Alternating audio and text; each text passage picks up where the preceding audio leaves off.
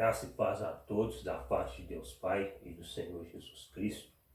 Quero deixar aqui um versículo da palavra de Deus para a nossa meditação, que se encontra na Epístola do Apóstolo Paulo aos Gálatas, capítulo de número 1, versículo de número 11.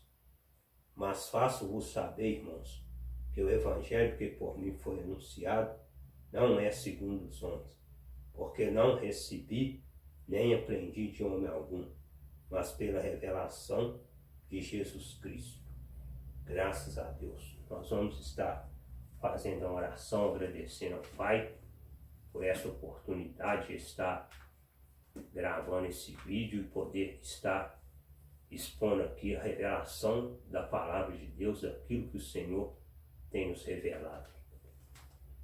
Grande Pai Todo-Poderoso, Criador dos céus e da terra, é no nome do Teu Filho amado, Cristo ressurreto, que nós entramos neste momento na Tua presença, te agradecemos por esta oportunidade. Te damos graça pela revelação maravilhosa da Tua palavra, a qual tem chegado até nós, por cair por terra, meu Pai, o jugo que estava sobre as nossas vidas. Ó Pai, nós te damos graça em nome de Jesus Cristo por abrir os nossos olhos e nos revelar essa graça maravilhosa a qual estaremos compartilhando neste momento. Que todos aqueles, meu Pai, que ouvirem esta palavra sejam abençoados e venham ser libertos do engano e da falsa revelação em nome de Cristo. Amém. Então nós queremos aqui estar falando um pouco daquilo que o Senhor tem nos revelado. Há pouco tempo atrás, alguns meses atrás, o Senhor me revelou uma promessa que Ele tinha me feito há 16 anos atrás, quando ali na boca de uma favela, carregando uma vítima com 2 balas enterradas na cabeça, eu fui conhecer o livramento de Deus. Mas após esse livramento, o Senhor, Ele me concedeu a oportunidade de poder cumprir na minha vida o propósito que Ele tinha para mim. E após esse livramento, ao começar a congregar, o Senhor me fez uma promessa. E eu, junto da minha esposa, nós ficamos 16 anos esperando essa promessa, até que alguns meses atrás essa promessa veio se cumprir, estando eu ali no meu trabalho, quando o Senhor se manifestou a mim, começou a me entregar uma revelação muito grande acerca da palavra, da promessa. E nisso Deus foi abrindo os meus olhos e me mostrando a palavra assim como ela é revelada através do Espírito da promessa. E com isso eu pude entender o que é o Evangelho da Graça.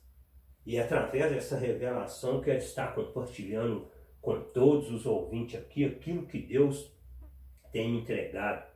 E na sabedoria que Deus tem nos dado, eu fiz ali um estudo, onde nós vamos estar aqui compartilhando com os irmãos, compartilhando com os ouvintes, em nome do Cristo amado. Então nós vamos começar aqui, onde nós temos aqui o cristianismo, como todos bem sabem, conhecem o que é o cristianismo, tem sido uma das maiores religiões sobre a face da terra. O cristianismo é conhecido por milhares de pessoas, tanto brasileiro como de outros países e por aí vai. Mas nós vemos ali que o cristianismo ele foi fundado por Constantino. E se nós olharmos também, você vai ver que contém aqui o nome de Martinho Lutero. Por quê? Porque Martinho Lutero sai também de dentro do cristianismo com a reforma protestante. E nós vemos que o cristianismo ele está baseado na doutrina de Jesus de Nazaré e os discípulos. Só que se nós formos estudar sobre esse fundamento, essa doutrina, nós vamos ver que está baseado na doutrina de Jesus de Nazaré, mas que com uma mistura de paganismo a qual muitas das vezes nós não percebemos, a qual muitas das vezes as pessoas que ainda não receberam a revelação da graça não vê esse paganismo enxertado, misturado dentro do cristianismo. Mas com esse estudo nós vamos poder estar conhecendo os dois lados, o lado do cristianismo e o lado da graça. Em Romanos 15 e o versículo 8, nós temos ali: digo, pois, que Jesus Cristo foi feito ministro da circuncisão, por causa da verdade de Deus, para que confirmasse as promessas feitas aos pais. Digo, pois, que Jesus Cristo foi feito ministro da circuncisão. Por que ministro da circuncisão? Quando nós vemos aqui Paulo falando que Jesus Cristo ele foi feito ministro da circuncisão, por quê? Porque a circuncisão é nada mais, nada menos do que a lei. E Cristo ele se fez ministro, que ministro da lei. Cristo veio para cumprir a lei. Por isso, Jesus Cristo foi ministro da circuncisão.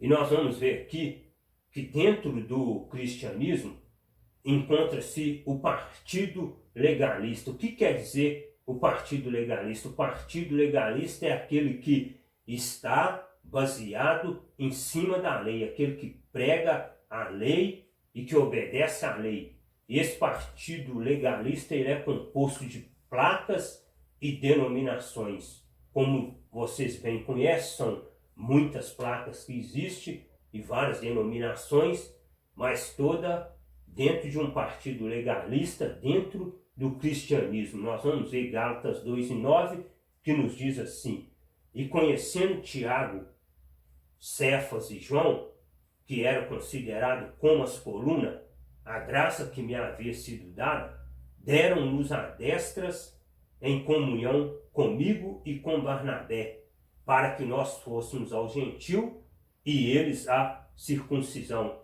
Se você atentar bem para este versículo de Gálatas capítulo 2, versículo 9, Paulo está falando que Tiago, Cefas e João, que era considerado como a coluna da igreja, o que eles fizeram?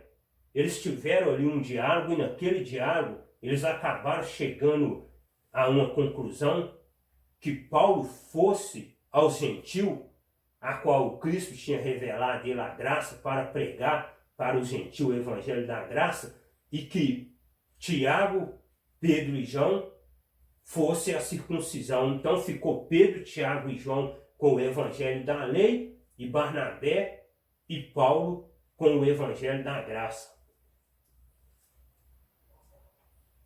Circuncisão. Como nós bem já falamos, a circuncisão é nada mais, nada menos que a lei.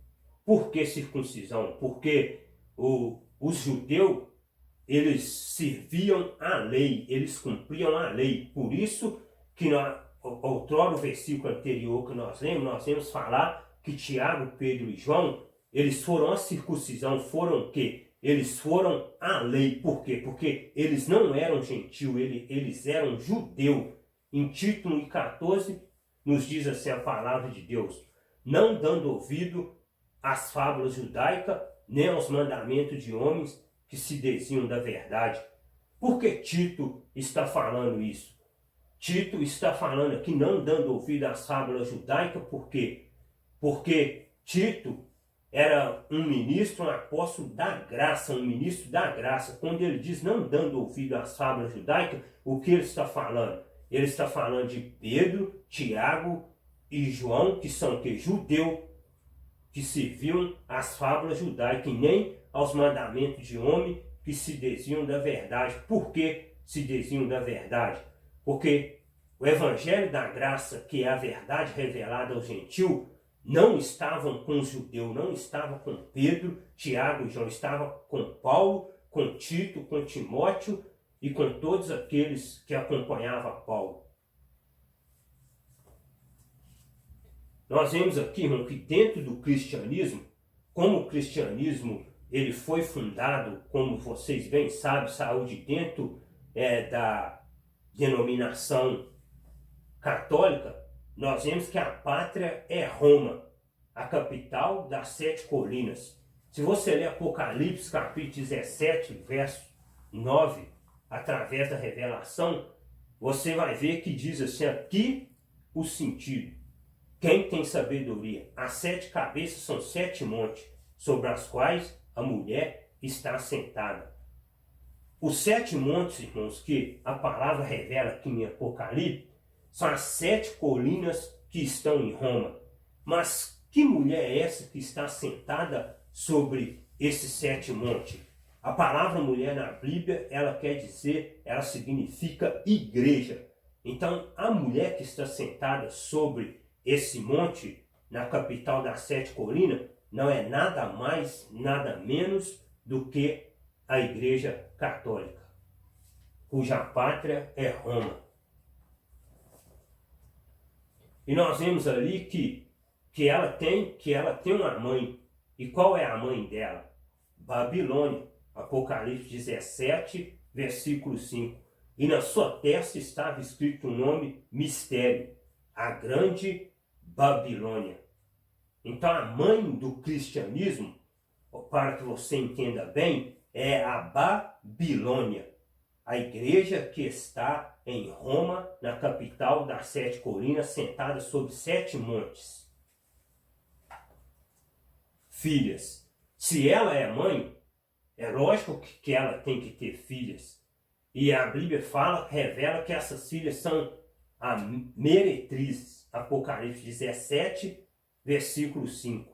E na sua testa estava escrito o nome mistério, a grande Babilônia, a mãe das meretrizes e abominações da terra. Nós vemos que na sua testa estava escrito o nome mistério, a grande Babilônia, a mãe das meretrizes e abominações da terra. Por que a mãe das meretrizes? Se nós formos olhar, irmãos, se ela é a mãe e ela tem filha, as filhas são as meretrizes, isso quer dizer o quê? Que as suas filhas são o quê? São todas as denominações que estão sobre a face da terra, que estão se contaminando com essas abominações. E se nós formos olhar, nós vemos que a Bíblia fala um nome mistério, a grande Babilônia. Por que um nome mistério?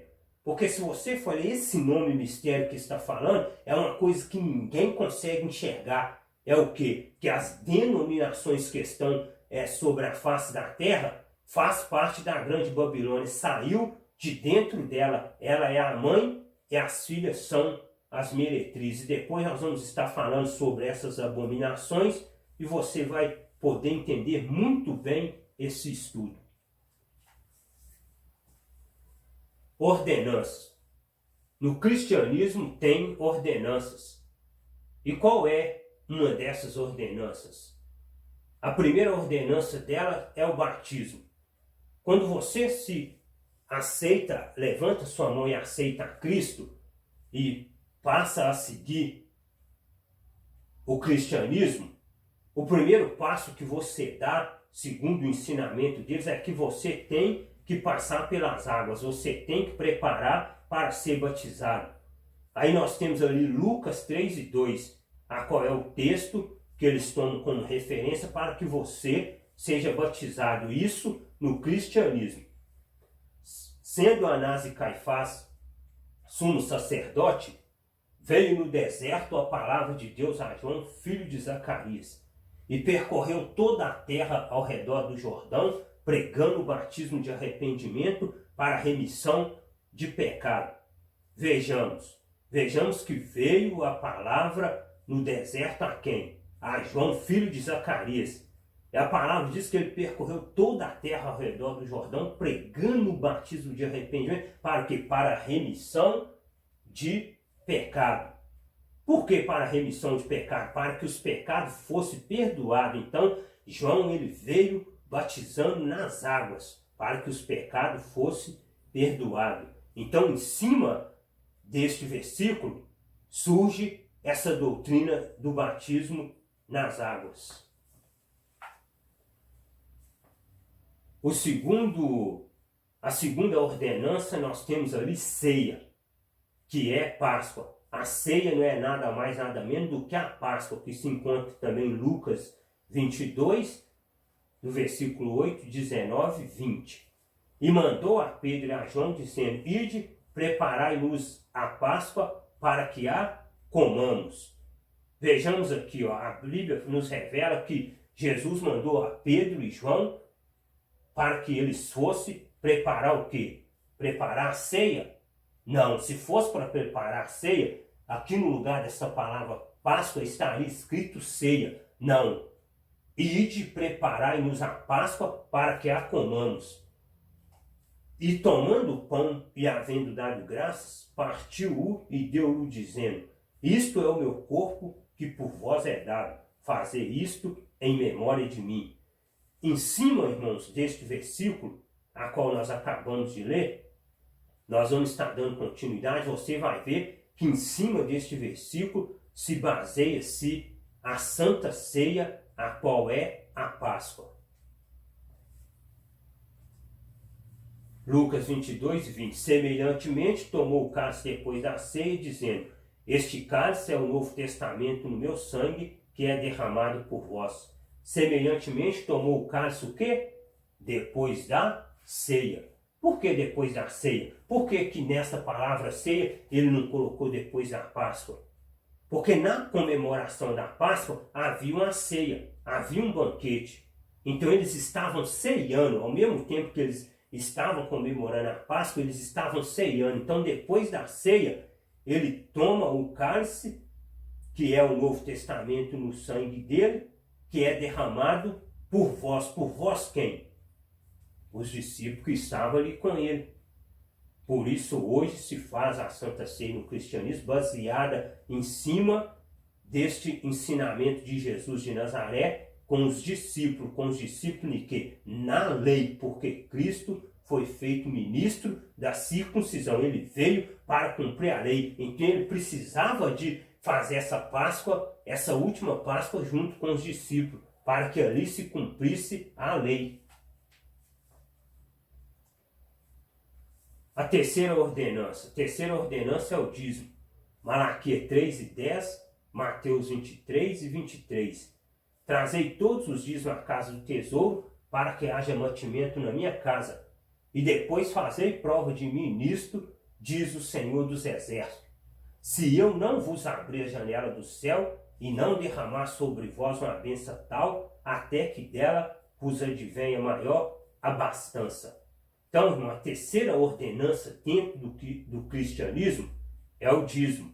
Segundo eles ensinam, os doutores ensinam, os dirigentes ensinam, que se você não levar o dízimo à casa do tesouro, o devorador vai devorar os seus bens, o devorador vai tirar o sustento que você tem, o devorador vai tocar no seu salário, vai tocar nos seus bens, o devorador vai entrar na sua vida financeira. Só que nós olhando para essa palavra, nós vemos que quando ele fala trazer todos os dízimos à casa do tesouro, isso aqui está na onde? Isso aqui está na lei. A casa do tesouro. A casa do tesouro estava onde? A casa do tesouro estava em Israel. Para que haja o quê? Mantimento na minha casa. E depois fazei prova de mim nisto, diz o Senhor dos Exércitos, se eu não vos abrir a janela do céu e não derramar sobre vós uma bênção tal, até que dela vos advenha maior abastança. Quando o Senhor fala para eles fazer prova dele nisto, o Senhor está falando o quê? Que se eles trouxessem o dízimo do endro, do cominho, o dízimo da lavoura, da plantação, Deus ia abrir a janela do céu e ia derramar sobre eles uma bênção tal, até que dela vos advenha maior abastança. O que o Senhor está falando sobre abrir a janela do céu? Quando se abre a janela do céu, o que que desce sobre nós? Chuva. O Senhor está falando que ia abrir a janela do céu se eles obedecessem essa palavra, ia derramar sobre a lavoura deles, a plantação deles, chuva, para que eles tivessem uma colheita bem maior, uma colheita com bastante abastança, para que eles assim pudessem continuar dizimando. Depois vem Mateus, para que você saiba que o dízimo não é dinheiro, conforme diz os homens da lei. Nós vamos ver aqui. Ai de vós, escribas e fariseus hipócritas, pois que dizimais a hortelã, o endro e o cominho. Pois que dizimais a nota de 50? Não. Pois que dizimais os 10 reais? Não. Pois que dizimais os 100 reais? Não. Não. Ai de vós, escribas e fariseus. Por que escribas e fariseus? Homens que observam a lei. Homens que guardam as coisas que estão escritas no Velho Testamento. Hipócrita, pois dizimais a hortelã, o endro e o cominho. O dízimo era plantação.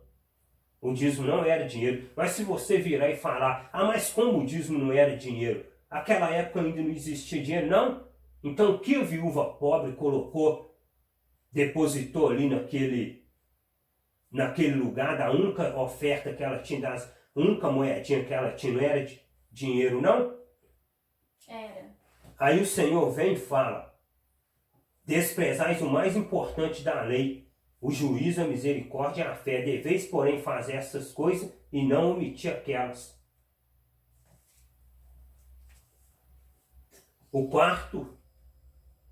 A quarta ordenança, irmão, que nós temos dentro do cristianismo são o quê? Os costumes.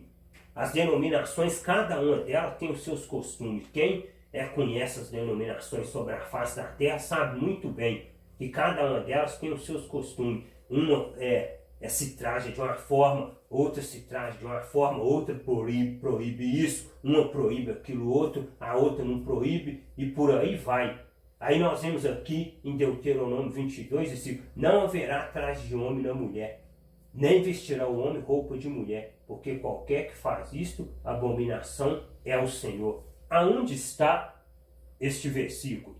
Este versículo está em Deuteronômio 22 e 5, onde no tempo da lei, no tempo de Moisés.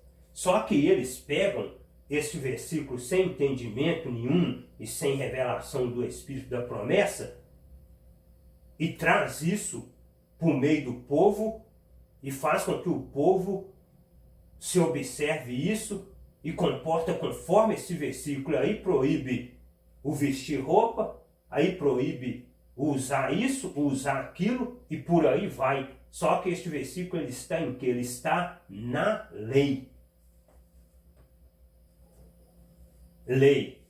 O que é a lei? A lei, irmão, se nós formos olhar, ela é uma doutrina enferma. 1 Coríntios 11:30. Por causa disso há entre vós muito fracos e doentes, e muitos que dormem.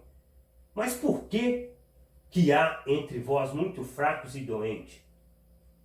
Se você pegar este versículo, nos ensinamentos de hoje, dentro da lei, dentro do cristianismo, você vão ver os pastores e doutores da lei ensinando que há entre vós muito fracos e doentes. Por quê? Porque estão participando da ceia em pecado. Não. Observe o versículo. Por causa disso, há entre vós muito fracos e doentes, muitos que dormem. Por quê? Porque estão debaixo da lei. E a lei é enferma. E quem serve a lei, ele vai ficar o quê? Ele vai ficar fraco, doente e dormindo espiritual. Então todos que estão debaixo da lei estão considerados fracos, doentes e dormindo espiritual. E é isso que nós vemos no dia de hoje. Gálatas 5:4. Separado estáis de Cristo, vós os que vos justificai pela lei, da graça tendes caído. Tá vendo? Separado estáis de Cristo, vós os que vos justificais pela lei.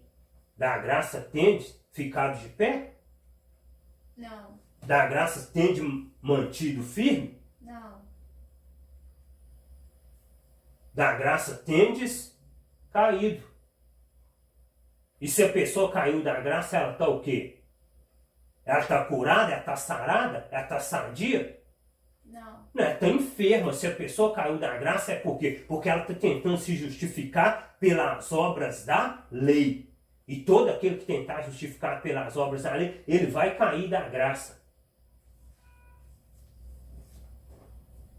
Evangelho da circuncisão. O que quer dizer o evangelho da circuncisão? Legalismo. O que quer dizer legalismo? Doutrinas que estão centradas e baseadas na lei. Atos 15, versículo 1. Então, alguns que tinham descido da Judéia ensinavam assim os irmãos: se não vos circuncidardes conforme o uso de Moisés, não podeis ser salvos. Olha para os irmãos verem em Atos 15, versículo 1. Então, alguns que tinham descido da Judéia ensinavam assim os irmãos: se não vos circuncidar conforme o uso de Moisés, conforme o uso de Moisés é o quê? Conforme a lei de Moisés, não podeis ser salvos. Olha o que o legalismo ensina. Sabe o que é isso aqui que está falando aqui? Se você não cumprir a lei, você não é salvo.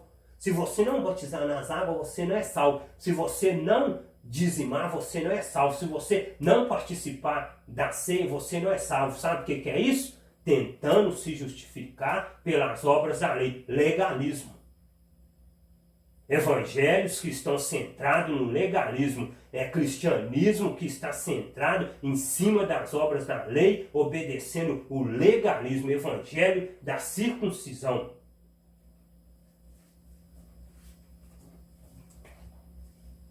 Unção com óleo. Nós sabemos muito bem, irmãos, que hoje, na época que nós estamos vivendo, a gente que já rodou essas denominações, que tem andado por esse lugar fora, nós vemos muito bem, quem acompanha até mesmo pelas redes sociais, pela televisão, a gente vê homens que se dizem homens de Deus ungindo roupa, ungindo animal, outros que ungem até casa, outros que ungem até carro, ungem até portão.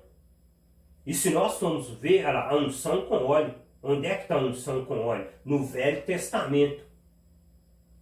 No templo da lei. 1 Samuel 16 e 13. Então Samuel tomou o chifre do azeite e ungiu no meio de seus irmãos. E desde aquele dia em diante o Espírito do Senhor se apoderou de Davi. Então Samuel se levantou e foi a Ramá. E se nós formos mais adiante ainda, os irmãos vão ver outros versículos que falam sobre a unção com óleo, como o sacerdote era ungido na época de Moisés, Arão e seus filhos recebiam ali a unção, e depois também as suas vestes eram ungidas. Então tudo isso que eles tiram do Velho Testamento e traz para o meio do povo. A Arca da Aliança. Nós vemos também a Arca da Aliança que se encontra em Hebreus 9, do versículo 3 ao 4. Mas depois do segundo véu estava o tabernáculo que se chama o Santo. Isso é Paulo falando de o quê? De algo que está voltado lá para o Velho Testamento. E Paulo agora está se referindo à Arca da Aliança, que tinha o incensário de ouro e a Arca da Aliança coberta de ouro todo em redor, em que estava um vaso de ouro que continha o maná, e o maná caiu aonde? No deserto. E a vara de Arão, que tinha florescido, e as tábuas da aliança. Tudo o quê? Tudo isso pertence à linhagem de Moisés. A vara de Arão, o maná e as tábuas da aliança. Então, a Arca da Aliança, se você chegar nos templos hoje, nas denominações, alguns delas que você passar, você vai ver uma arca. Quando não está no meio do altar, está em algum canto, mas várias denominações, você sempre vai estar vendo uma Arca da Aliança, voltando-se para onde? Voltando-se para a lei, para o legalismo. Hebreus 9:5. E sobre a arca os querubins da glória, que faziam sombra no propiciatório, das quais coisas não falaremos agora particularmente. Candelabro, Hebreus 9:2. Outra coisa que se encontra dentro da religião do cristianismo é o candelabro. Um aparelho, um instrumento que se encontrava na lei de Moisés, porque um tabernáculo estava preparado, o primeiro em que havia o candelabro e a mesa e os pães da proposição, ao que se chama o santuário, o candelabro.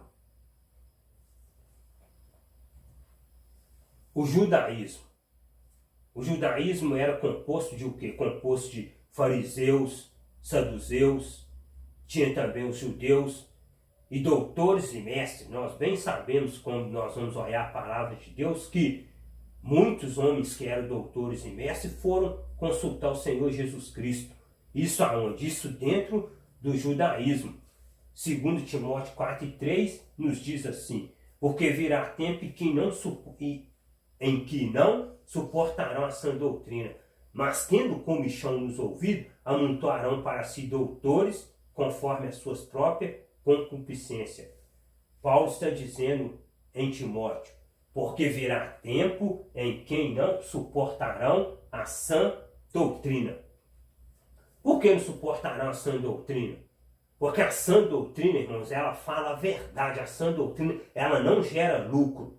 Ela não gera bens financeiros. A sã doutrina, ela prega a verdade. Ela te leva o quê? Ela te conduz à salvação. Ela te leva para perto do Cristo ressurreto.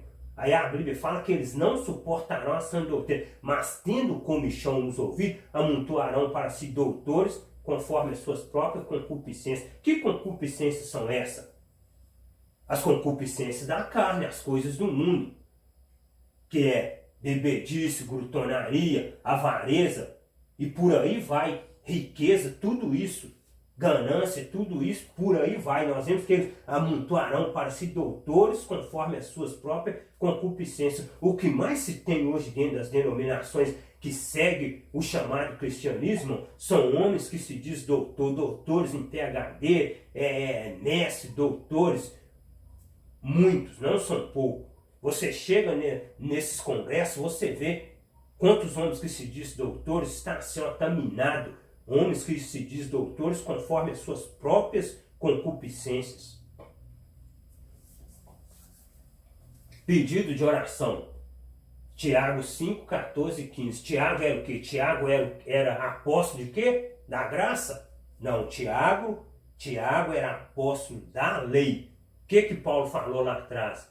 Que Tiago, Pedro e João deram a mão para ele, Barnabé, para que eles fossem ao gentio e que eles ficassem com o quê? Com o evangelho da lei, com o evangelho da circuncisão. Aí está escrito aqui, ó, está alguém entre vós doente?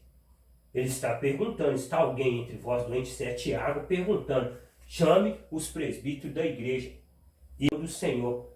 E a oração da fé salvará o doente, e o Senhor levantará. E se houver cometido pecado, ser-lhe-ão perdoado. Pedido de oração. Tiago está falando que se tiver alguém doente, chama o presbítero da igreja. Mas isso está onde? Isso está na lei. Por quê? Porque Tiago é apóstolo da lei, apóstolo da circuncisão. Obras. Tiago 2,17. Olha o que Tiago diz. Assim também, a fé, se não tiver as obras, é morta em si mesmo. Isso é onde? Isso é dentro do cristianismo. Se você não, Tiago diz que se não tiver fé, que a fé, se não tiver as obras, ela é morta em si mesma. Então, dentro do cristianismo, a sua fé ela tem que ser acompanhada de obras. Porque se ela não tiver acompanhada de obras, ela é morta. Ela é uma fé morta, o véu.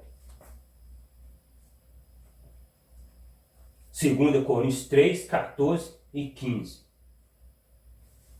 Mas os seus sentidos foram endurecidos, porque até hoje mesmo, mas os seus sentidos foram endurecidos, porque até hoje o mesmo véu está por levantar na lição do Velho Testamento, o qual foi por Cristo abolido. O que está falando aqui? Paulo está escrevendo aos Coríntios, olha o que ele diz. Mas os seus sentidos foram endurecidos. Endurecido por quê? Porque até hoje o mesmo véu está por levantar na lição do Velho Testamento. o qual por Cristo foi abolido. Cristo aboliu o véu. Mas toda vez que nós voltamos para as ordenanças do Velho Testamento, nós estamos fazendo o quê? Nós estamos colocando o véu que Cristo já aboliu, que Cristo já tirou. E é o que o cristianismo tem feito. Com as suas ordenanças baseadas nas obras da lei, colocando véu sobre os irmãos.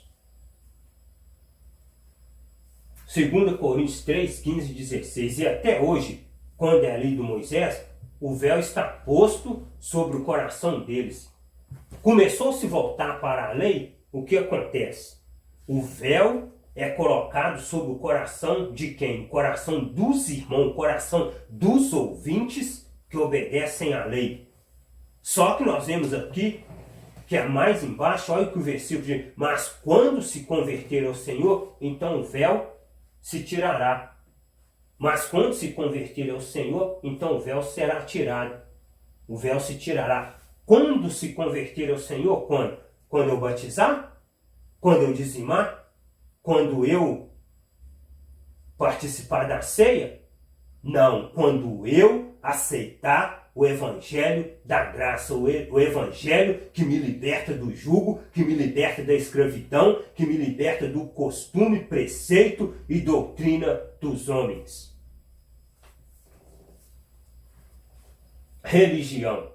O que é a religião? Nós sabemos que o cristianismo, ele é uma religião composta de quê?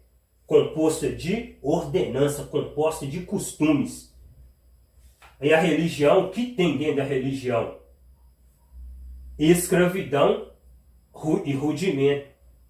Essas duas coisas nós vamos ver dentro do cristianismo, dentro da religião. Escravidão e rudimento. Mateus 15, 7, 9. Hipócrita. Bem profetizou Isaías a vosso respeito, dizendo: este povo se aproxima de mim com a sua boca e me honra com os seus lábios, mas o seu coração está longe de mim. Mas em vão me adoram, ensinando doutrina que são preceito de homens. Olha o que o Senhor Jesus está alertando em Mateus 15, 7 e 9. Ele está chamando o povo de o quê? De hipócritas. A mesma coisa que aconteceu, irmão, naquela época, quando Jesus andou na terra, é o mesmo que se acontece hoje. Nós vemos que Isaías ele era o profeta do Mashiach, o profeta messiânico. Nós vemos que ele diz que bem profetizou Isaías a vosso respeito, dizendo: este povo se aproxima de mim com a sua boca e me honra com seus lábios, mas o seu coração está longe de mim. O que ele está falando aqui?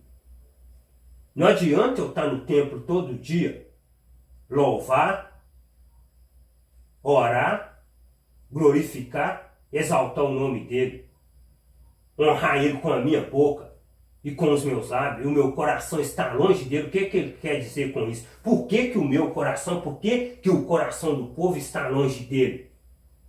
Porque em vão adoram ele, ensinando doutrinas que são preceito de homem. Toda vez que as pessoas obedecer doutrinas que são preceito e costume de homem, ordenanças de homem, vocês vão estar honrando e adorando o Senhor com os lábios, mas o coração vai estar longe dele. Seguiu ordenança, obedeceu ensinamento, doutrinas que são preceitos de homem, vocês podem louvar, pode cantar, pode adorar, pode exaltar, pode rolar no chão, pode falar em mistério, pode fazer o que quiser. O seu coração está longe dele. Porque isso é ele que diz, não é eu que estou falando, é as escrituras que estão dizendo. Que se você obedecer doutrinas e ensinamentos que são preceitos de homem, você está adorando o Senhor em vão, seu coração está longe dele. Amém? Amém. Colossenses 2 e 8. Tende cuidado, para que ninguém vos faça presa sua por meio de filosofia e vã sutileza, segundo a tradição dos homens, segundo os rudimentos do mundo, e não segundo a Cristo. Olha o que Paulo está aconselhando e alertando aos Colossenses. Ele está falando para nós termos cuidado para que ninguém nos faça presa sua, por meio de filosofia e vã sutileza, segundo o que? Segundo a tradição dos homens. Quais são as tradições dos homens? A tradição da lei, segundo os rudimentos do mundo, e não segundo a Cristo. Quando Paulo fala não segundo a Cristo, ele está falando o quê? Ele está falando que em Cristo existe um evangelho, uma promessa a ser observada, a ser recebida. Que aquele que está sendo presa dos homens por meio de filosofia e vã sutileza, segundo a tradição dos homens, segundo os rudimentos do mundo, ele nunca vai receber aquilo que é de Cristo. Para receber aquilo que é segundo a Cristo, você precisa se libertar dessas tradições dos homens, desses rudimentos do mundo, para que você receba o quê? O evangelho da promessa segundo Cristo. Gálatas 5:1. Estais, pois, firme na liberdade com que Cristo nos libertou, e não torneis a colocar-vos debaixo do jugo da escravidão. Olha que Paulo disse aos Gálatas, capítulo 5 e o versos 1, para que você entenda. Estai, pois, firmes na liberdade com que Cristo nos libertou, e não nos tornei a colocar-vos debaixo do jugo da escravidão. Paulo está falando para o quê? Para que nós estejamos firmes na liberdade com que Cristo nos libertou. Isso quer dizer o quê? Que o fim da lei é Cristo. Quando Cristo morre no madeiro, ele faz o quê? Ele tira aquela cédula que era contrária a nós e crava ela na cruz, nos libertando de quê? Da lei. Só que Paulo fala para nós não nos tornar a colocar debaixo de um jugo de escravidão. Quem faz isso? O cristianismo. Pega tudo que está na lei, coloca as pessoas para observar e as pessoas viram escrava do sistema religioso. Vira escravo, que é escrava do cristianismo, que não tem nada a ver com a graça. E quando você vira escravo do cristianismo, o que você faz? Você obedece aquilo que o homem manda, você anda guiado pelo homem. O homem risca aqui, você passa aqui, o homem risca aqui, você obedece aqui. Por quê? Porque você é escravo do homem. Intercessor. Nós vemos que dentro do cristianismo tem o quê? O intercessor. O intercessor é o quê? Na lei era o sacerdote. Hoje no cristianismo nós vemos que tem o pastor. Na época de Moisés existia o sacerdote que fazia o quê? Que intercedia a favor do povo. Só que hoje no cristianismo existe o denominado chamado pastor. Hebreus 9, 6 e 7. Ora, estando essas coisas assim preparadas a todo tempo, entrava o sacerdote no primeiro tabernáculo cumprindo o serviço. O sacerdote entrava para cumprir o serviço. Hebreus 9, 7. Mas no segundo, só o sumo sacerdote uma vez no ano, não sem sangue, que oferecia por si mesmo e pela culpa do povo. Você vê, o sacerdote fazia o que? Ele entrava para oferecer por si mesmo e pela culpa do povo. Então ele entrava para o quê? Para interceder pelo povo. O povo não podia entrar, mas o sacerdote entrava. Mas o sumo sacerdote entrava uma vez por ano para interceder em prol da culpa do povo e da dele mesmo. Tiago 5 e 14.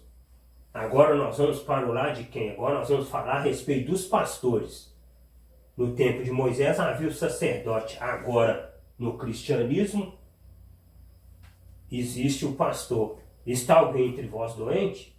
Tiago está perguntando. Tiago era o quê? Um apóstolo da lei. Cumpria a lei. Foi chamado para aquele desígnio. Foi chamado para o quê? Para levar o evangelho da circuncisão. Está alguém entre vós doente? Tiago está perguntando.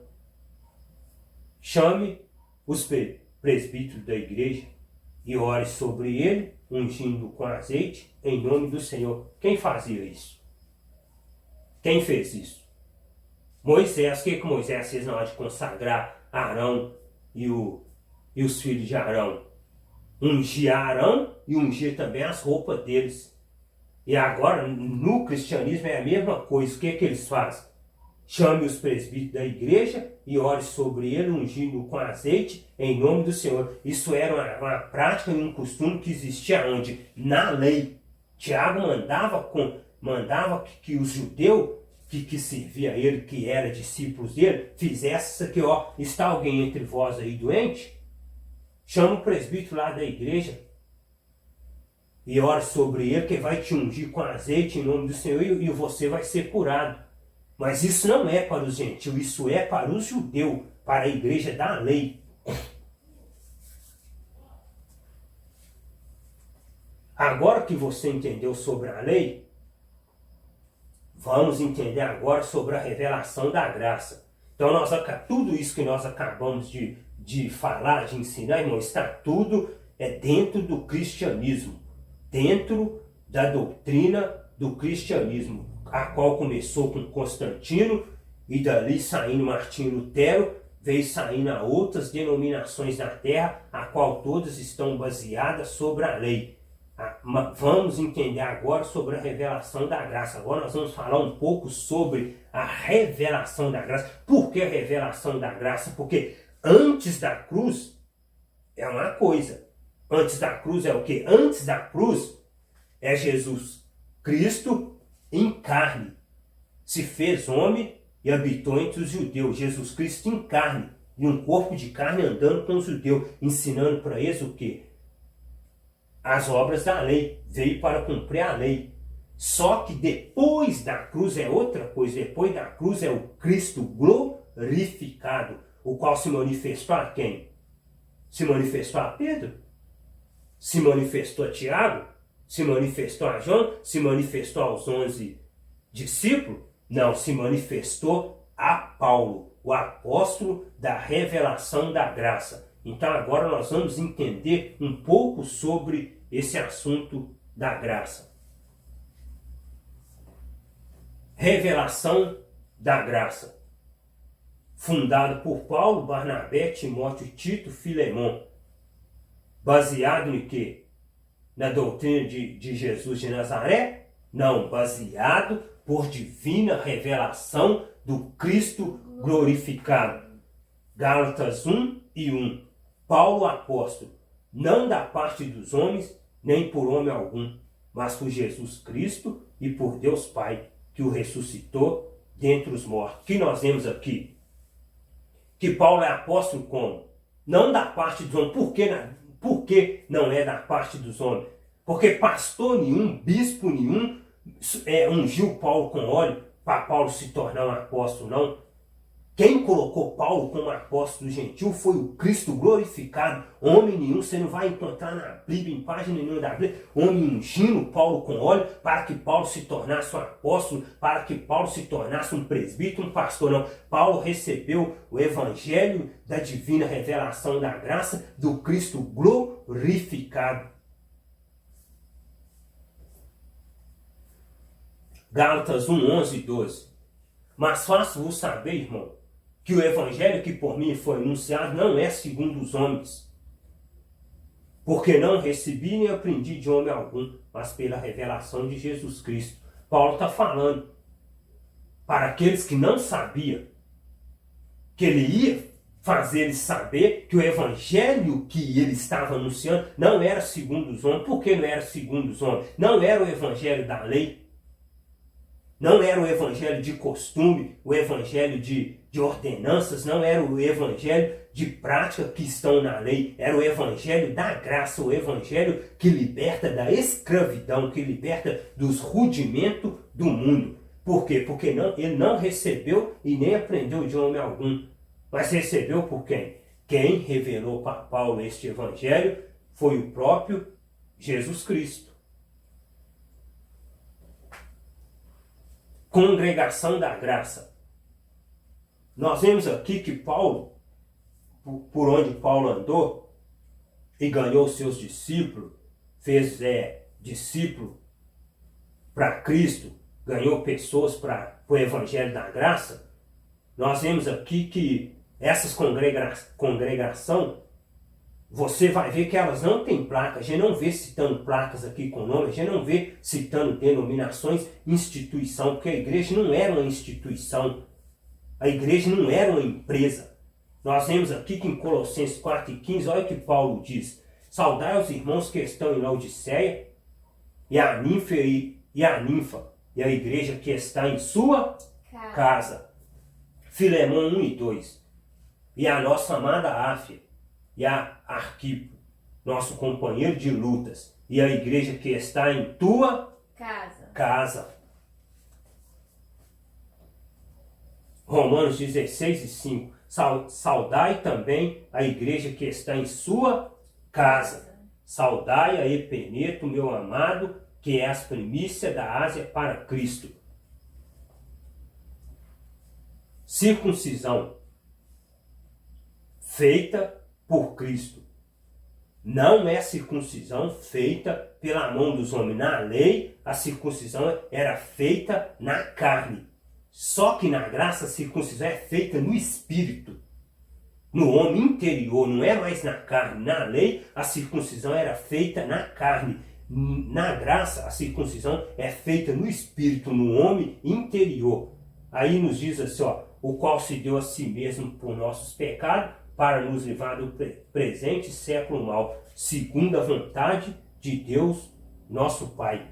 O próprio Jesus Cristo se deu a si mesmo pelos nossos pecados, para nos livrar do presente século mal, segundo a vontade de Deus, nosso Pai. Colossenses 2:11. No qual também estáis circuncidado com a circuncisão não feita por mão, no despojo do corpo dos pecados da carne, a circuncisão de Cristo. Olha o que Paulo está falando.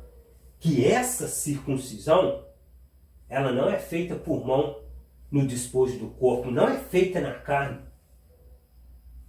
Ele próprio está falando do corpo, dos pecados da carne, a circuncisão de Cristo. Que circuncisão de Cristo é essa? A circuncisão feita no homem interior, no espírito que habita dentro do homem. Não a circuncisão feita na carne, mas a circuncisão feita no homem interior, a qual Cristo se circuncidou por nós na cruz do Calvário. Amém. Nós vemos aqui que nós temos uma pátria. E a nossa pátria não é terrena conforme a pátria do cristianismo, que é Roma. A nossa pátria ela está no céu. A pátria do evangelho da graça não é terrena. Não é a pátria do cristianismo, é a pátria que está no céu. Filipenses 3:20, Paulo ensina sobre isso. Mas a nossa cidade está nos céus, de onde também esperamos o Salvador, o Senhor Jesus Cristo. Então, irmãos do evangelho da graça, que aceitaram a graça, a nossa pátria não é terrena, a nossa pátria ela está no céu. Mãe. A nossa mãe não é Babilônia, conforme o cristianismo. A nossa mãe é Jerusalém, a mãe dos que estão debaixo da graça, dos que abandonaram a lei, é Jerusalém. Gálatas 4:26. Mas a Jerusalém que é de cima é livre, a qual é mãe de todos nós. De todos nós quem? De todos que abandonaram a escravidão, os rudimentos, os preceitos, as doutrinas dos homens e se passaram para o evangelho da graça, o evangelho da promessa. Ordenanças. No cristianismo tem ordenanças, não tem, conforme foi falado? Tem. Na graça não tem. Na graça não tem. Por que que não tem? Colossenses 2:13, 14. E quando vós estáveis mortos nos pecados e na incircuncisão da vossa carne, vos vivificou juntamente com ele, perdoando-vos todas as ofensas. Olha o que diz. Que quando nós estávamos mortos nos nossos pecados e na circuncisão da vossa carne, vos vivificou juntamente com ele, perdoando-vos todas as ofensas. Cristo perdoou todas as nossas ofensas. Nós não precisamos mais hoje obedecer às obras da lei, às práticas da lei. Colossenses 2,14. Olha o que Paulo ensina aqui em Colossenses 2,14. Havendo riscado a cédula que era contra nós nas suas ordenanças. Que ordenanças? Batismo, ceia e dízimo. Batismo, ceia e dízimo. Costumes. Essas 4 ordenanças que prende o cristão no cristianismo, que prende a ovelha no cristianismo, havendo riscado a cédula que era contra nós nas suas ordenanças, a qual de alguma maneira nos era contrária. A lei nos era contrária. A lei era contrária a nós. O que ele fez? O que Cristo fez após morrer na cruz? Atirou do meio de nós, cravando-a na cruz. Cristo tira o que? As ordenanças que era contrária a nós e crava ela na cruz. Quando ele crava ela na cruz, sabe o que ele está falando? O fim da lei é Cristo. Hoje nós não precisamos mais de arca da aliança, nós não precisamos ser ungido com óleo, hoje nós não precisamos mais de intercessor, hoje nós não precisamos mais de ser escravo do homem, hoje nós não precisamos de mais nada disso. Por quê? Porque a cédula que era contrária a nós foi cravada na cruz. Amém. Glória a Deus. Amém. Louvado seja o nome de Cristo. O batismo. Hebreus 6, 1 e 2. Nós sabemos que na lei, no cristianismo, se ensina que para um homem alcançar a salvação, ele tem que o quê? Ele tem que ser batizado nas águas. Se você não for batizado nas águas, você não se torna membro do corpo de Cristo. É tanto que se está alguém no meio do cristianismo e ainda não foi batizado nas águas, ele não pode ceiar. Por que ele não pode? Porque é considerado que ele ainda não é membro do corpo de Cristo. Vamos ver o que diz Hebreus 6, 1 e 2. Por isso, deixando os rudimentos da doutrina de Jesus, aqui está escrito Cristo, mas aqui é Jesus, tá? Por isso, deixando os rudimentos da doutrina de Jesus, prossigamos até a perfeição, não lançando de novo o fundamento do arrependimento de obras mortas e de fé em Deus. Olha o que Paulo está falando. Paulo está pedindo para o quê? Para deixar os rudimentos da doutrina de Jesus. Prossigamos o quê? Até a perfeição. Como que eu prossigo até a perfeição? Só tem um jeito de eu prosseguir até a perfeição, deixando as obras da lei, deixando os rudimentos da doutrina de Jesus e não lançando de novo o fundamento de arrependimento, de obras mortas e de fé em Deus. Hebreus 6 e 2. E da doutrina dos batismos, e da imposição das mãos, e da ressurreição dos mortos, e do juízo eterno. Deixando o quê? A doutrina dos batismos e da imposição das mãos. Ceia. Nós sabemos que, como acabamos outrora de estudar e ver, que no cristianismo comemora-se a ceia. Faz-se a ceia uma vez no mês, outras denominações comemoram uma vez no ano, e por aí vai, cada um por sua vez, conforme o seu ensinamento.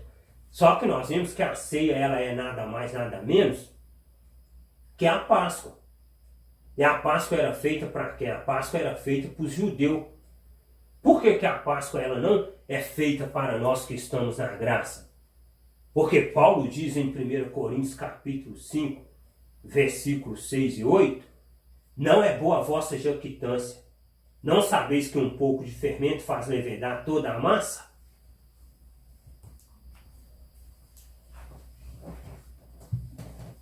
Alimpai-vos, pois, do fermento velho, para que sejais uma nova massa, assim como estáis sem fermento, porque Cristo, nossa Páscoa, foi sacrificado por nós. Olha o que Paulo está falando. Que não é boa a nossa jactância.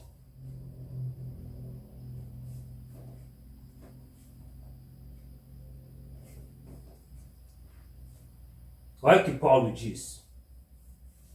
Não é boa a vossa jactância. Não sabeis que um pouco de fermento faz levedar toda a massa? O que Paulo está falando aqui? que se eu sigo alguma ordenança da lei, ou qualquer coisa que está na lei,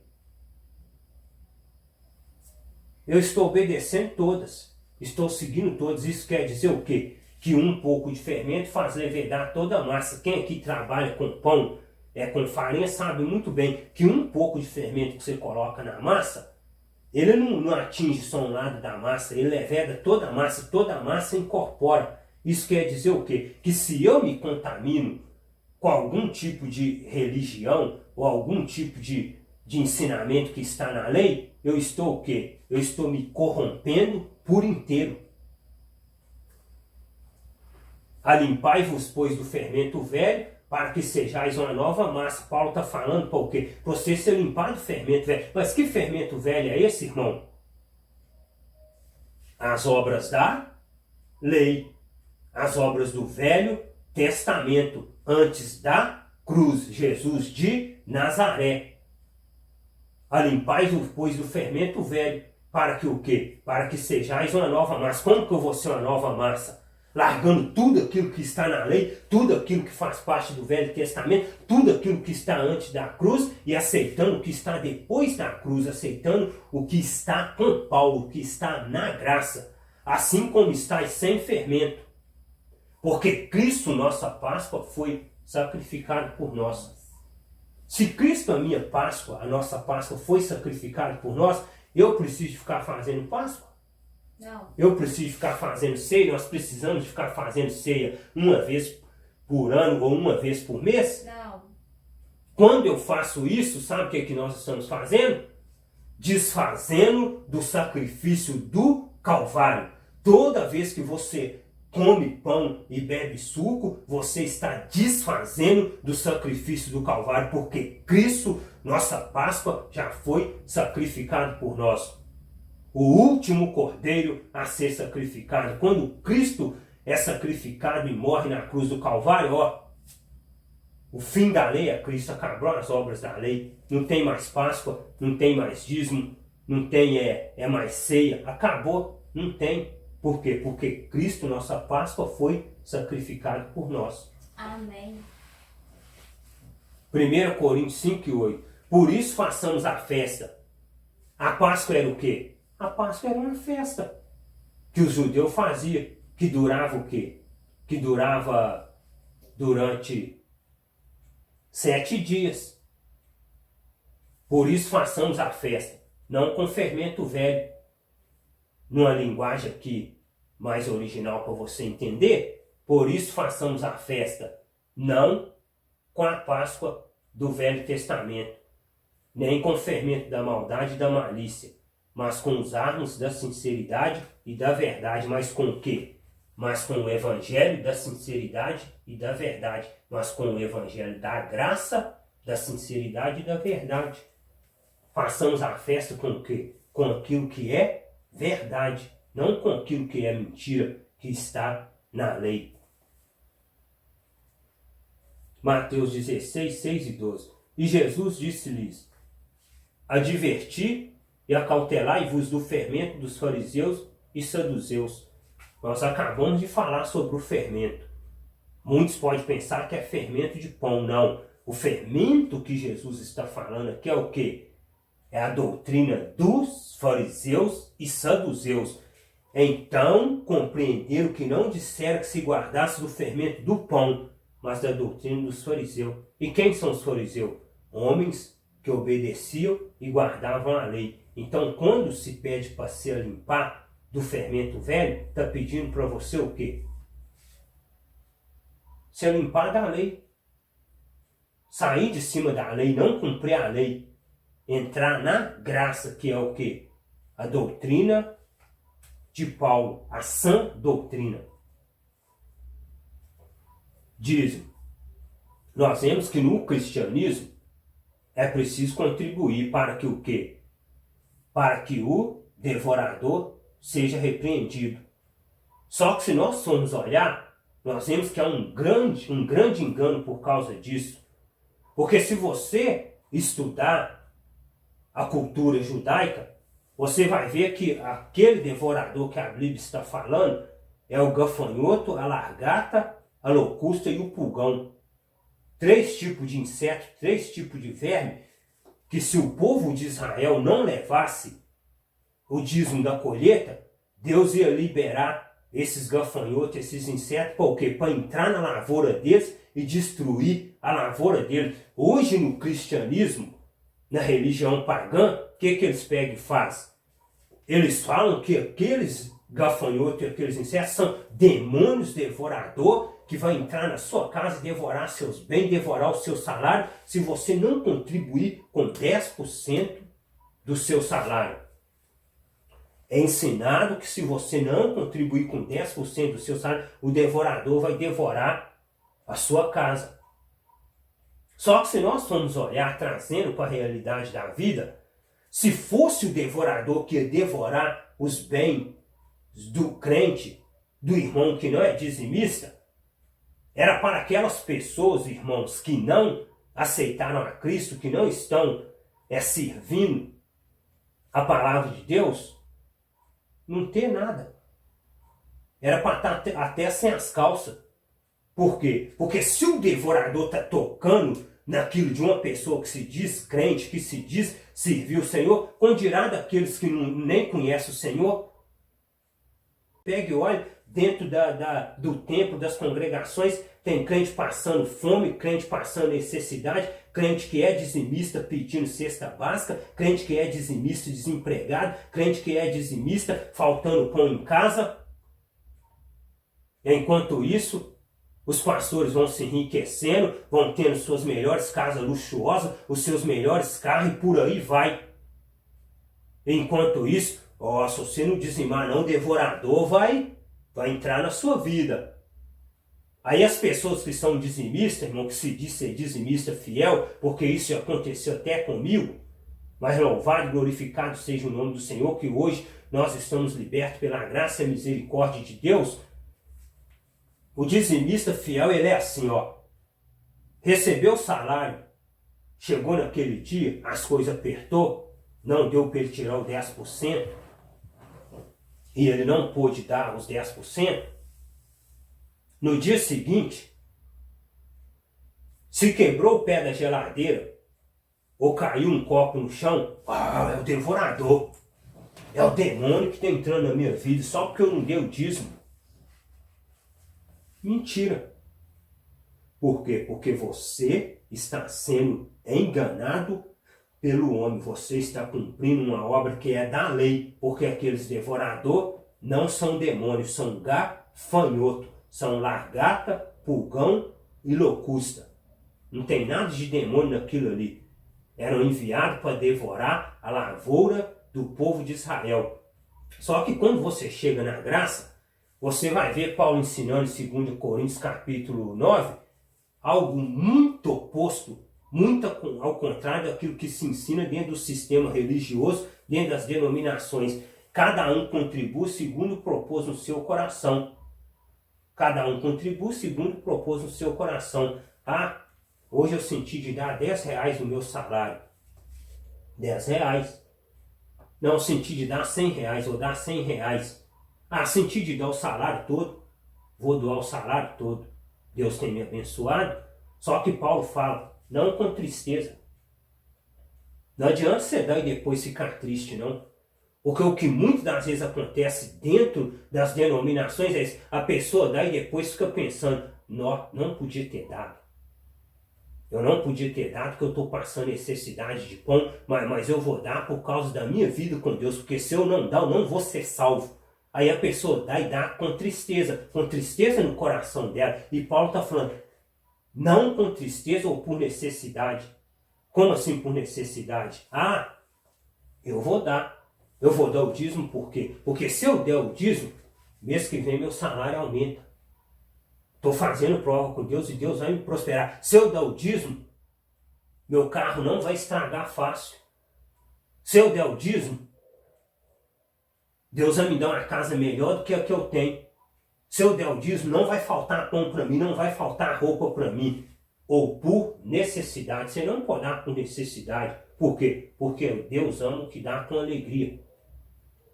Você tem que dar o quê? Você tem que dar segundo propôs no seu coração. Você tem que dar com alegria. Aquela alegria no seu coração, contribuir para a obra de Deus.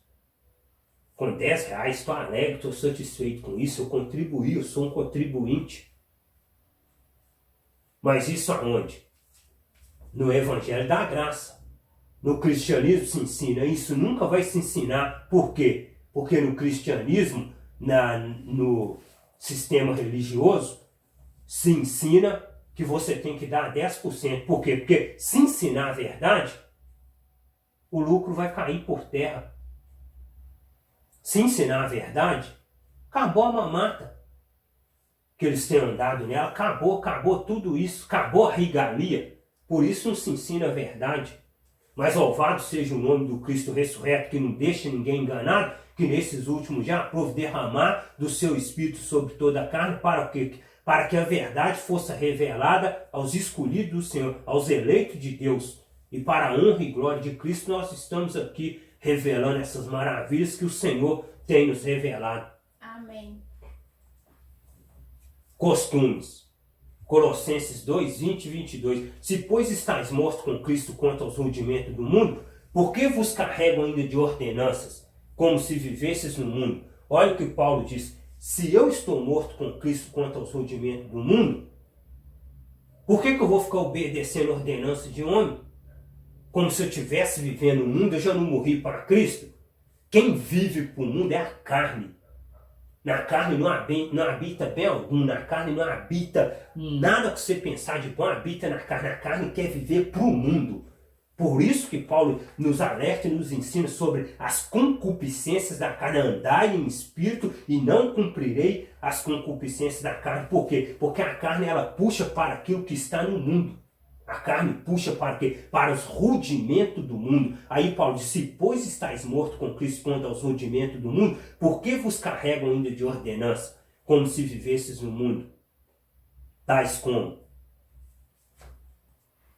não toques, não prove, não manuseie. Ah, não toca nisso aí não.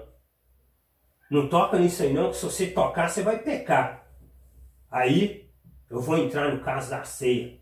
Não toca não.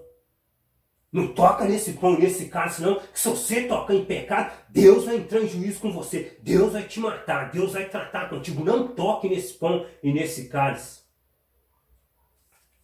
Ordenança e preceito dos homens. Você está obedecendo que é rudimentos do mundo. Porque isso para nada serve, para nada edifica. Aí não proves. Não prova não. Por que você está comendo carne? Esse tipo de carne aí não pode comer, não. Hoje não pode comer. Hoje tem que comer peixe, não pode comer carne. Religião pagã. Misturada com o quê? Misturada com cristianismo. Não manuseis. Não faz uso disso. Não faz uso daquilo outro. Proibindo as pessoas de o quê? De usar aquilo que ela se sente bem. Não estou dizendo aqui que a mulher de Deus, o homem de Deus, tem que andar pelado, tem que andar nu, não. Porque o servo de Deus, ele sabe muito bem da sua posição, ele sabe muito bem como se comportar. Mas tem coisas que é exagero, não use isso. Não toque numa bola. Não faça aquilo outro. As quais coisas, todas perecem pelo uso, segundo os preceitos e doutrinas dos homens. Tem alguma coisa de Cristo aqui? Segundo os preceitos e doutrinas de Cristo? Não, segundo os preceitos e doutrinas dos homens. Ensinamento dos homens. Tem nada a ver com Bíblia. Tem nada a ver com as Escrituras. Tem nada a ver com a palavra de Deus. Segundo os preceitos e doutrinas dos homens. Ensinamento dos homens. Versículos da palavra de Deus que eles interpretam segundo a natureza carnal deles, segundo os entendimentos deles, e vem e coloca aquilo sobre as pessoas, para as pessoas obedecer coisas que nem eles mesmos conseguem obedecer. Doutrina sã. Nós vimos falar que a doutrina do cristianismo ela é enferma. Por que ela é enferma? Porque ela ainda ensina e obedece as regras da lei, os costumes da lei. Só que no Evangelho da Graça, a doutrina é sã E nós vamos entender por que a doutrina é sã. 2 Timóteo 4:3. Porque virá tempo em que não suportarão a sã doutrina, mas tendo comichão nos ouvidos, amontoarão para si doutores, conforme as suas próprias concupiscências. Por que doutrina sã? Porque essa doutrina, que é sã, ela não te escraviza. Não estou falando que você tem que viver em pecado, não é nada disso. Estou falando que essa doutrina, ela não te escraviza debaixo da lei, debaixo dos preceitos e doutrina dos homens. Ela é uma doutrina sã. Ela é uma doutrina que o quê? Que o seu pastor é Cristo. O seu pastor não é homem. Quem te conduz à salvação, quem te guia e te conduz é Cristo, não é o homem. Então a doutrina, a sã doutrina, que é a doutrina da graça, ela é uma doutrina sã. Por que uma doutrina sã? Porque ela é oposta da lei. Porque aquilo que estava na lei é antes da cruz. Agora a sã doutrina, ela é depois da cruz. Ela foi entregue a Paulo pelo Cristo glorificado. Tu, porém, fala o que convém a sã doutrina, Tito 2:1. Olha o que Paulo fala para Tito. Tu, porém, Tito, fala o que convém a sã doutrina. O que Paulo está querendo dizer aqui? Para de ficar ensinando preceito e doutrina dos homens. Para de ficar ensinando aquilo que escraviza os homens, que escraviza as pessoas. Só para você segurar ela dentro de uma religião. Para você segurar ela dentro de uma doutrina enferma. Fala aquilo que convém a sã doutrina. Repreende, exorta, aconselha.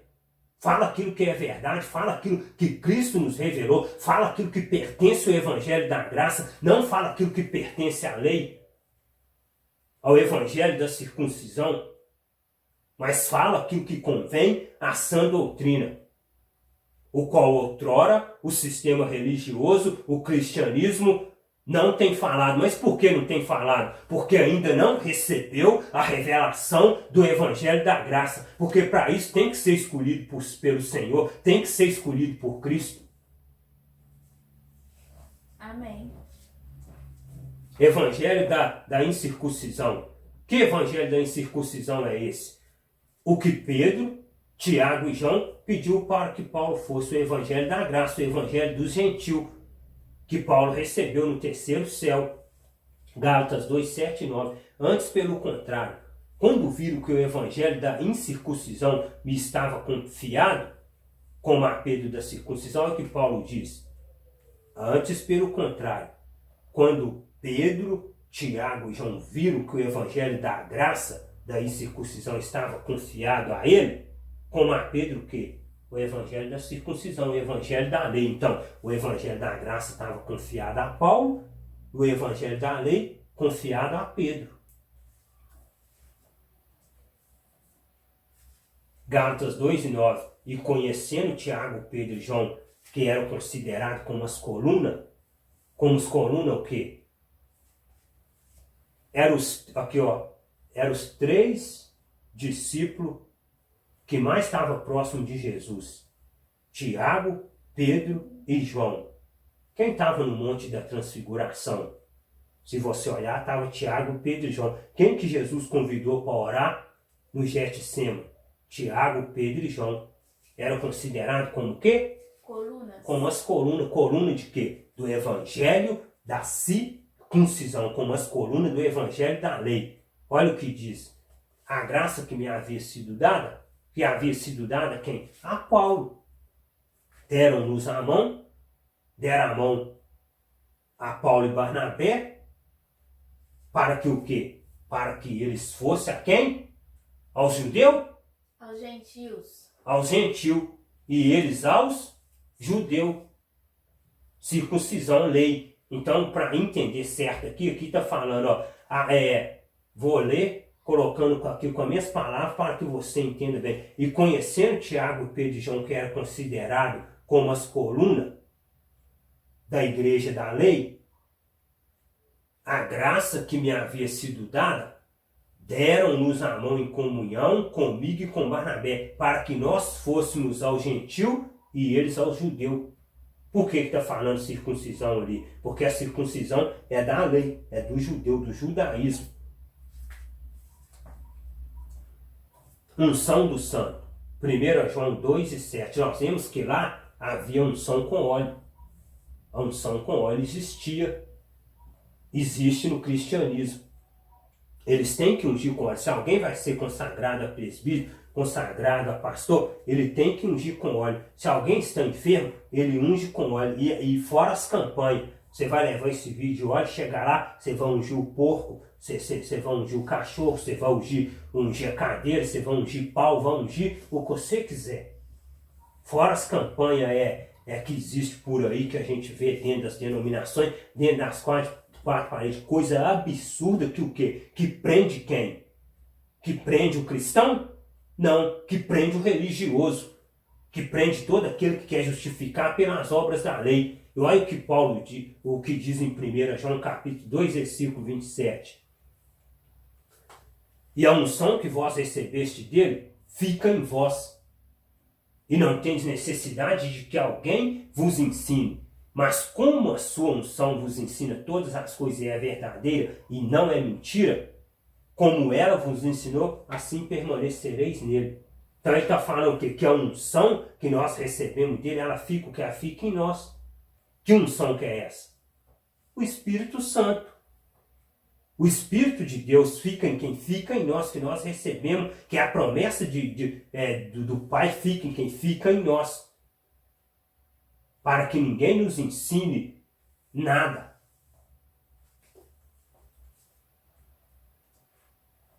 Cristo é tudo, o resto é sombra. Nós vemos que o que Cristo é tudo. Por que Cristo é tudo? Porque após a sua morte na cruz do Calvário, o que ele diz?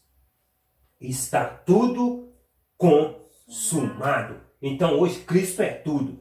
Hoje não tem candelabro, hoje não tem arca da aliança, hoje não tem Páscoa, hoje não tem dízimo, hoje não tem batismo nas águas. Por quê? Porque Cristo é tudo, o resto é sombra.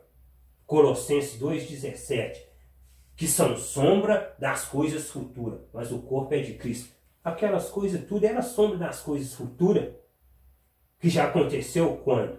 Após a morte de Cristo na cruz do Calvário. Mas o corpo é de Cristo. Que corpo que é de Cristo? O nosso corpo, a igreja de Cristo, que é o corpo de Cristo. Evangelho de Cristo. Gálatas 1, 8 e 9, 11. O Evangelho de Cristo por quê? Porque o cristianismo é o Evangelho de Jesus de Nazaré.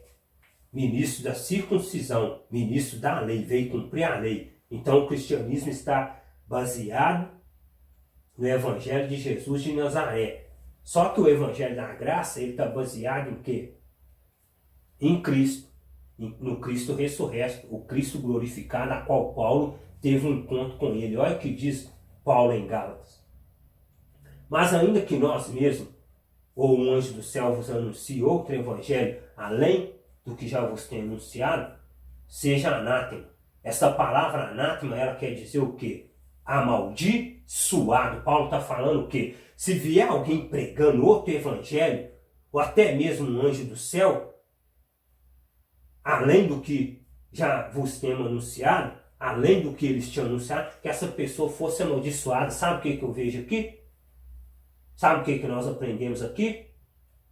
Que todos os pastores, todos os homens que se dizem homens de Deus, que estão pregando o evangelho da lei, estão debaixo de maldição, são amaldiçoados. Isso é eu que estou falando? Não, é a palavra. É a palavra da graça, é a palavra revelada através do Espírito da graça que está falando isso. Mas ainda que nós mesmos, um anjo do céu, vos anuncie outro evangelho além do que já vos tenho anunciado, seja amaldiçoado. Aí hoje vem os pastores, todos os pastores das denominações, tudo, anunciando um evangelho que não tem nada a ver com o evangelho da graça. Aí fica pensando que as obras da lei vai justificar o homem, não vai. Fica pensando que a apostasia entrou, vai começar agora no final, ela já começou, ela começou quando o cristianismo surgiu, que a apostasia deu início. Por que a apostasia deu início? Porque todo aquele que tenta justificar através da obra da lei, ele é amaldiçoado, ele já caiu da graça, ele está apostatando da fé. E ainda Paulo vem e torna a repetir de novo, ó, assim como já vos dissemos, agora de novo também vos digo. Ele já tinha falado. Mas eu garanto que no meio deles alguém podia estar temando, ou podia estar infiltrando no meio, alguém tentando fazer com que esse servisse o evangelho da circuncisão, com que esse servisse ali. Paulo vira e fala, assim como já vos dissemos. Eu já não falei, eu já não tinha avisado, agora de novo também vou dizer. Agora de novo também vos digo, se alguém vos anunciar outro evangelho, além do que já recebeste, seja amaldiçoado.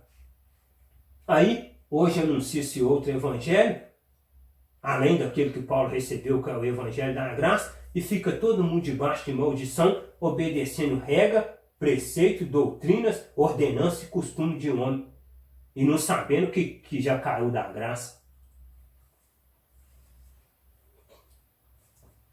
Gálatas 1:11.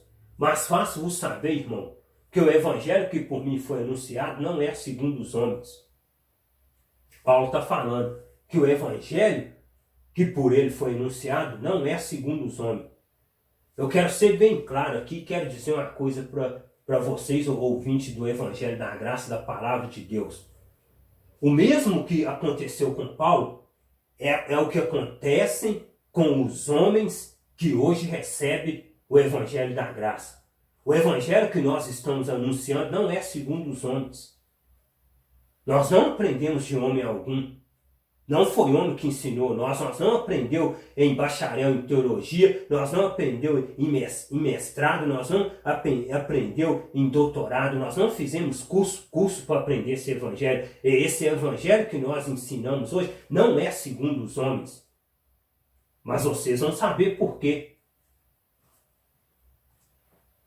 Porque não recebi nem aprendi de um algum, mas pela revelação de Jesus Cristo.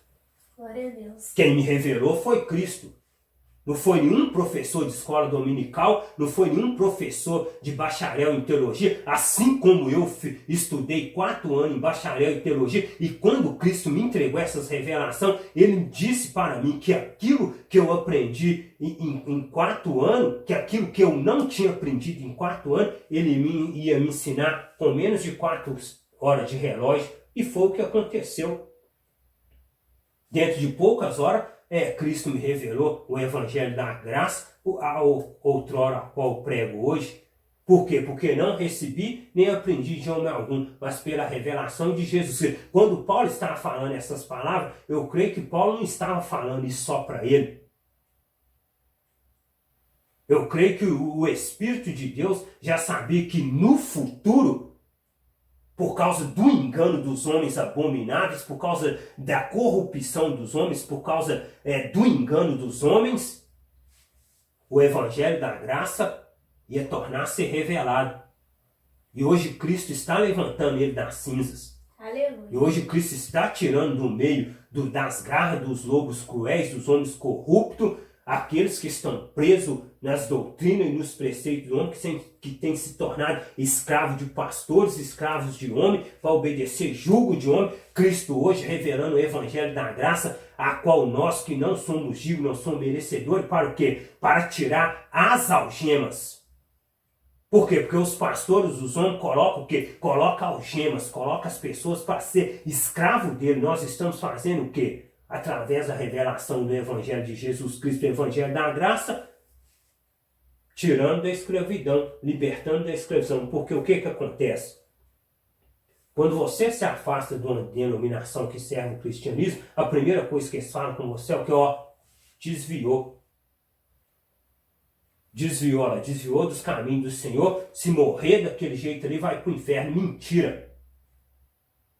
Você está sendo, sabe o que? Você está sendo liberto. Por que você está sendo liberto? Porque quando você estava no mundo e não servia o cristianismo, não servia regra e doutrina dos outros, você não conhecia capeta.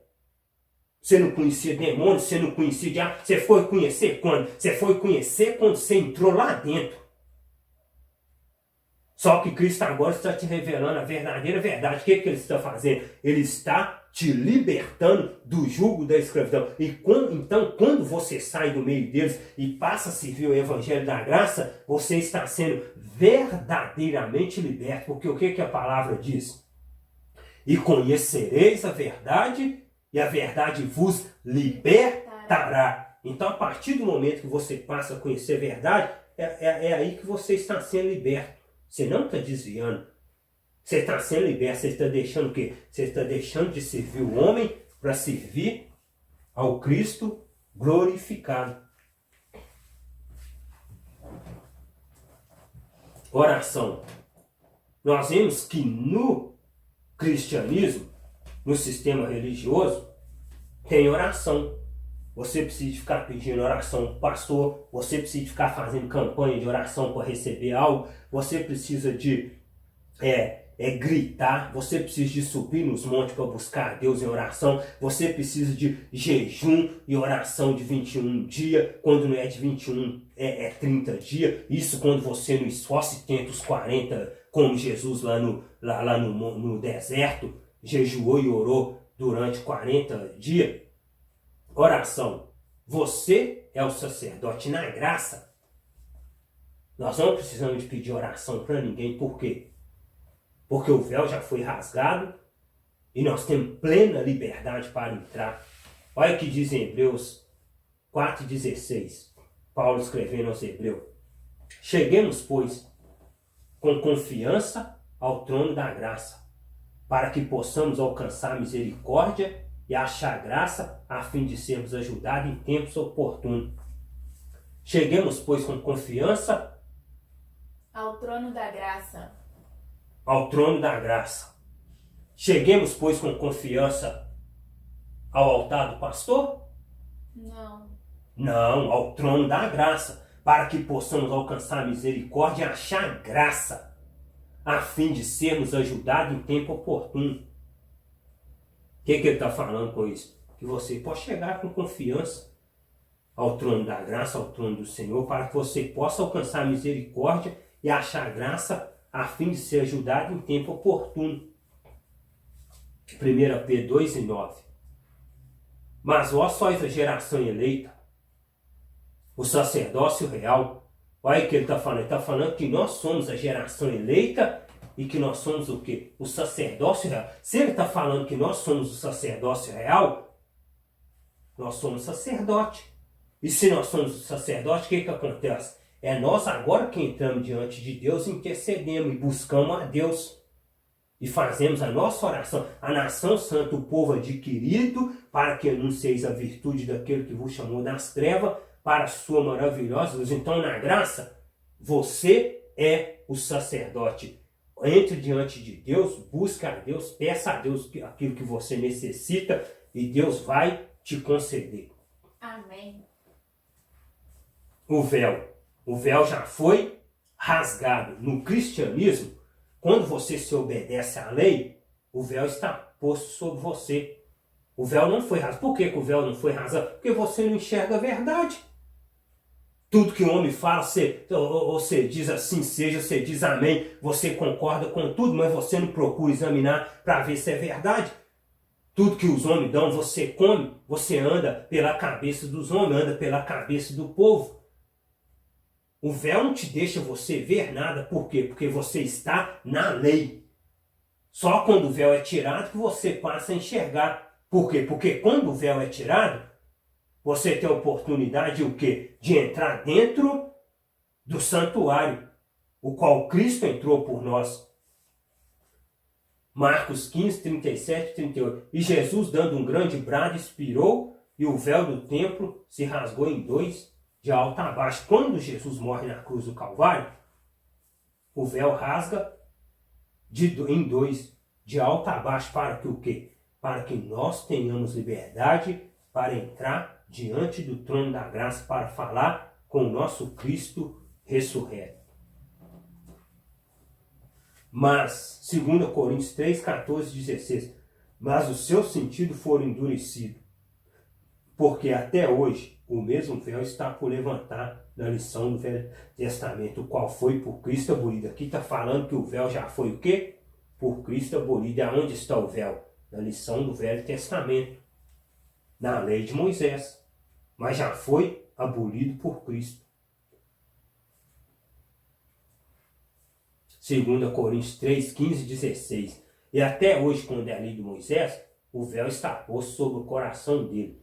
Mas quando se converter ao Senhor, então o véu se tirará. Olha o que diz, olha o que Paulo falou aos Coríntios. E até hoje, quando é a lei de Moisés, o véu está posto sobre o coração. Quando é a lei de Moisés, o que Paulo está falando? Que toda vez que você obedecer à lei, o véu está posto sobre o coração. Toda pessoa que anda pelas obras da lei, que guardam os ensinos de Jesus de Nazaré, que foi ministro da circuncisão, ministro da lei, o véu está posto sobre o coração dele. O véu o quê? O véu não deixa você ter liberdade, porque você não tem liberdade para entrar.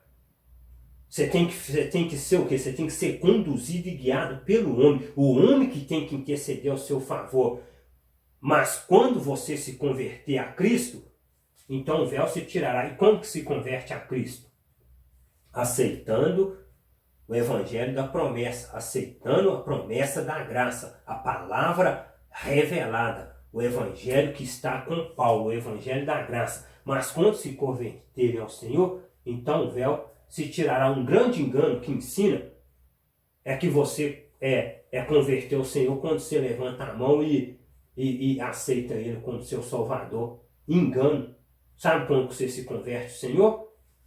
A partir do momento que você para de praticar as obras da lei e passa a andar na graça de Cristo, o evangelho da liberdade. Obras, Romanos 3 e 20. O que Tiago falou? Tiago falou que a fé no cristianismo, a fé sem obra, ela é morta. Por que ele falou isso? Porque ele é ministro da circuncisão, ministro da lei. Por isso que ele falou que a fé sem obra é morta. Só que Paulo, em Romanos 3, 20, olha o que Paulo diz, isso na graça. Por isso nenhuma carne será justificada diante dele pelas obras. Não adianta você tentar justificar diante de Deus porque você dá a cesta básica, porque você evangeliza, porque você fala do amor de Cristo, porque você visita as pessoas. Não adianta, porque você vai nos hospitais visitar, porque você vai nas cadeias. Tem que fazer isso? Tem. Mas não adianta você tentar se justificar diante dele pelas obras da lei, não. Não adianta você justificar diante dele porque você toma santa ceia, porque você é batizado nas águas, porque você dá dízimo, não. Porque pela lei vem o conhecimento do pecado. Você só conhece o pecado por causa da lei. E quando você está obedecendo a obra que é da lei, você está fazendo o quê? Você está transgredindo um mandamento. Porque hoje não se obedece à lei mais. Então, se você serve as obras da lei, você está transgredindo o quê? O evangelho da graça. Todo aquele que tentar justificar pelas obras da lei da graça, ele vai fazer o quê? Ele vai ficar de pé? Ele vai cair. Piedade. 2 Timóteo 3 e 12 nos diz assim: e também todos os que piamente querem viver em Cristo Jesus padecerão perseguição. Essa palavra piamente, ela quer dizer o quê? Ela quer dizer aquele que está pronto para ajudar o seu próximo, sem receber nada em troca. Porque o que se vê hoje é isso. Quando as pessoas ajudam o próximo no cristianismo, você vê que elas já ajudam pensando em receber uma recompensa. Só que aqueles que querem viver piamente em Cristo, eles vão padecer pensando, o que é viver piamente em Cristo? Você vai viver com liberdade. Você não vai ficar obedecendo doutrina e preceitos de homem, não. Você vai viver aquilo que a palavra te ensina, aquilo que a palavra, o evangelho da graça revelou para você. Só que quando você quer viver piamente em Cristo, o que vai acontecer com você? Você vai ser perseguido, é o que tem acontecido. Quantas pessoas que às vezes saem de certas denominações para servir o evangelho da graça e é dado, conhecido como desviado, vai para o inferno. Se morrer naquele caminho, ele está blasfemando. Ele está blasfemando do Espírito de Deus, ele está blasfemando. Mas por quê? Porque você quer viver piamente. Você quer o quê? Você quer obedecer o Evangelho da Graça, aquilo que Cristo te ensinou. 1 Timóteo 3,16. E sem dúvida alguma, grande é o mistério da piedade. Tá vendo? Paulo está falando que grande é o mistério. Se é grande é um mistério, é por quê? Porque na piedade há um mistério. O mistério é grande. Deus se manifestou em carne, foi justificado no Espírito, visto dos anjos, pregado aos gentios, crido no mundo, recebido acima na glória. Olha que grande é o mistério da piedade. Deus se manifestou em quê? Em carne. Por que se manifestou em carne? Para cumprir a lei. Foi justificado em quê? No Espírito. Em quê? No homem interior. Se manifestou em carne, foi justificado na carne? Não, porque na nossa carne não habita bem algum. A Bíblia diz que ele se esvaziou de si mesmo, tomou a forma de homem, e não teve por usurpação ser igual a Deus, mas tomou a forma de homem e veio. Veio para o quê? Para cumprir as obras da lei. Só que quando foi justificado no quê? No Espírito. No quê? No homem interior, porque não é a minha carne que vai ser salva. A Bíblia diz que a carne e o sangue não pode herdar o reino. Mas quem que vai herdar? O Espírito. Foi justificado no Espírito, visto dos anjos, pregado aos gentios, crido no mundo, recebido acima na glória. Liberdade. Quando nós falamos essa palavra liberdade, o que nós estamos querendo dizer aqui? Não estou querendo falar que você tem que andar em pecado. Não vamos confundir liberdade com libertinagem, não. Liberdade é uma coisa, libertinagem é outra. Libertinagem é você usar a palavra liberdade para dar ocasião à carne fazer coisas erradas, cometer erros.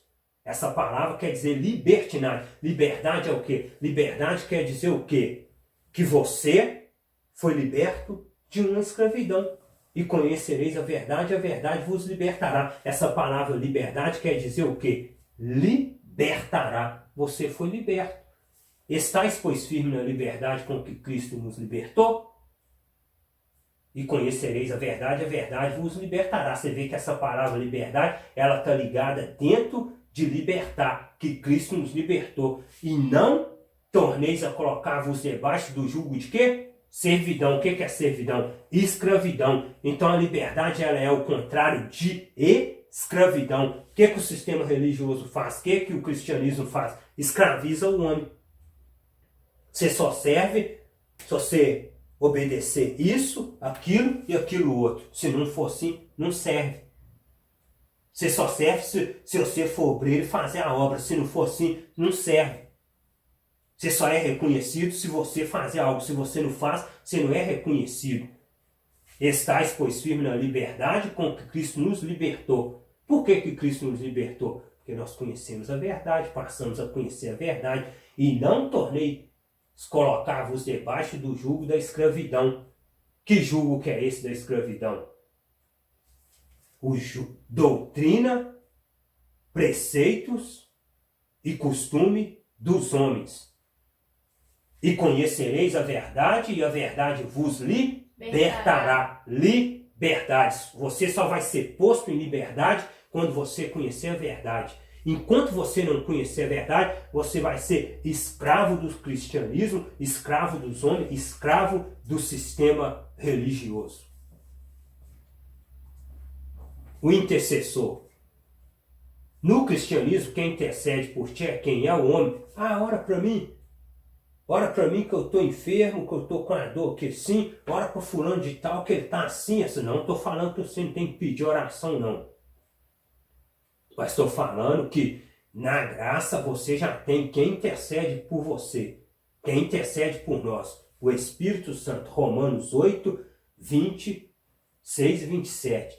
E da mesma maneira também, o Espírito ajuda as nossas fraquezas. Porque não sabemos o que havemos de pedir como convém. mas o mesmo Espírito intercede por nós com gemidos inexprimíveis. Está vendo? O Espírito intercede por nós com gemidos inexprimíveis. Romanos 8, 27. E aquele que examina os corações sabe qual é a intenção do Espírito. E é ele que, segundo Deus, intercede pelos santos. E aquele que examina os corações sabe qual é a intenção do Espírito. E aquele que examina os corações sabe qual é a intenção da carne? Não. Não. Sabe qual é a intenção do Espírito. Por quê? Porque Deus, Cristo tem com o meu espírito, não com a minha carne. Cristo tem com o nosso espírito, que foi o que foi criado antes da fundação do mundo. Cristo tem com ele, aquele que examina os corações, sabe qual é a intenção do Espírito. Andai em espírito e não cumprireis a concupiscência da carne. E é ele que, segundo Deus, intercede pelos santos.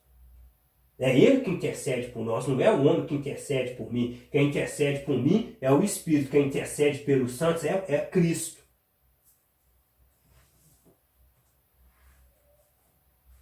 Que Deus em Cristo abençoe sua vida.